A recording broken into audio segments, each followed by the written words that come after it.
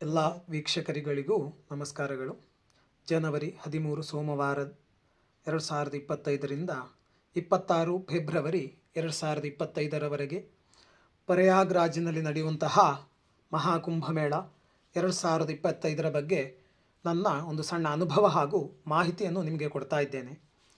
12 ಕುಂಭಮೇಳಗಳು 12 ವರ್ಷಗಳ ಕಾಲ ನಡೆದು 144ನೇ ವರ್ಷಕ್ಕೆ ಒಂದು ಮಹಾಕುಂಭಮೇಳ ಅಂತ ನಡೀತದೆ.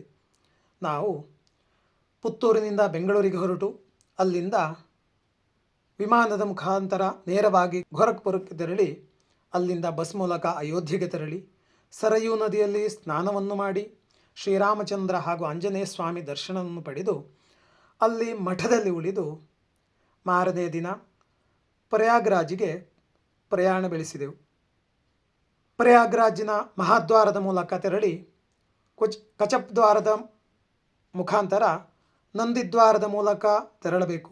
ನಂದಿದ್ವಾರದ ಒಳಗಡೆ ಬಂದ ಕೂಡಲೇ ಎಡಬದಿಗೆ ನದಿ ಇದೆ, ಅಲ್ಲಿ ಸ್ನಾನವನ್ನು ಮಾಡಿ ಸೆಕ್ಟರ್ ಮುಖಾಂತರ ನದಿಯ ಇನ್ನೊಂದು ಬದಿಗೆ ತೆರಳಿ ಅಲ್ಲಿಂದ 2 ಕಿಲೋಮೀಟರ್ ದೂರ ಹೋಗುವಾಗ ಅಲ್ಲಿಂದ ಪುನಃ ಬಲಬದಿಯಲ್ಲಿ ಮಹಾಕುಂಭಮೇಳಕ್ಕೋಸ್ಕರ ಮಾಡಿದಂತಹ ಬ್ರಿಡ್ಜ್ ಇದೆ, ಅದರ ಮೂಲಕ ಇನ್ನೊಂದು ಬದಿಗೆ ತೆರಳಿ ಅಲ್ಲಿ ಸೋಮನಾಥ ದೇವಸ್ಥಾನ ಅಂತ ಇದೆ, ಅಲ್ಲಿ ತೆರಳಿ ದೇವರ ದರ್ಶನವನ್ನು ಪಡೆದು ಅಲ್ಲಿಂದ 200 ಮೀಟರ್ ಹಿಂದೆ ಬರುವಂತಹ ಸಂದರ್ಭದಲ್ಲಿ ಯಾತ್ರಾರ್ಥಿಗಳಿಗೋಸ್ಕರವಾಗಿ ನಿರ್ಮಿಸಿದಂತಹ ಟೆಂಟುಗಳಿವೆ.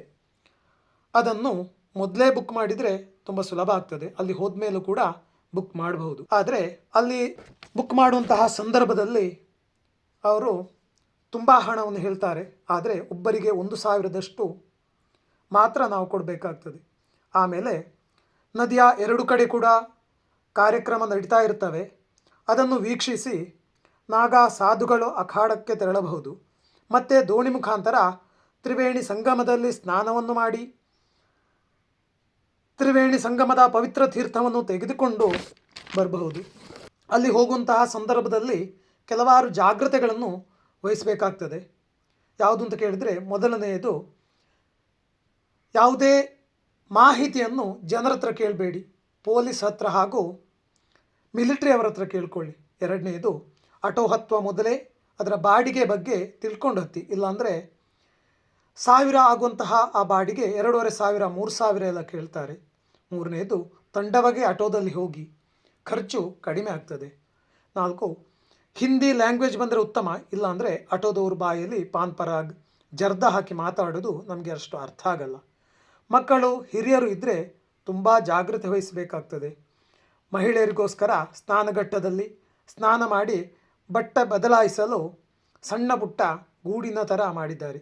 ಸ್ನಾನಘಟ್ಟದಲ್ಲಿ ಸ್ನಾನ ಮಾಡುವ ಜಾಗದಲ್ಲಿ ನೀರಿನ ಹರಿವು ಜಾಸ್ತಿ ಇರುವ ಕಡೆ ನಮಗೆ ಮುಂದಕ್ಕೆ ಹೋಗದ ಹಾಗೆ ತಡೆಗಳನ್ನು ಕೂಡ ನಿರ್ಮಿಸಿದ್ದಾರೆ. ಅಲ್ಲಲ್ಲಿ ಪೊಲೀಸ್ಗಳು ಹೆಲ್ಪ್ಲೈನ್ಗಳು ಇವೆ. ತುಂಬ ಜನರು ಇರುವುದರಿಂದ ಹಣ ಮತ್ತು ಚಿನ್ನದ ಆಭರಣಗಳ ಬಗ್ಗೆ ಜಾಗ್ರತೆ ವಹಿಸಿ.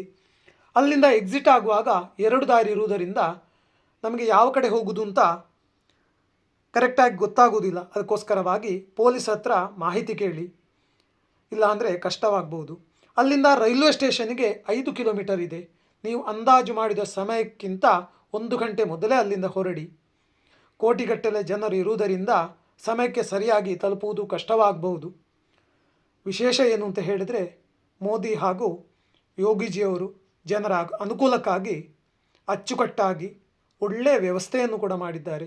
ಯಾವುದೇ ಕಡೆ ಕಸ ಕಡ್ಡಿಗಳಿಲ್ಲದೆ ತುಂಬ ಶುದ್ಧ ಹಾಗೂ ಚಂದವಾಗಿ ವ್ಯವಸ್ಥೆಯನ್ನು ಮಾಡಿದ್ದಾರೆ.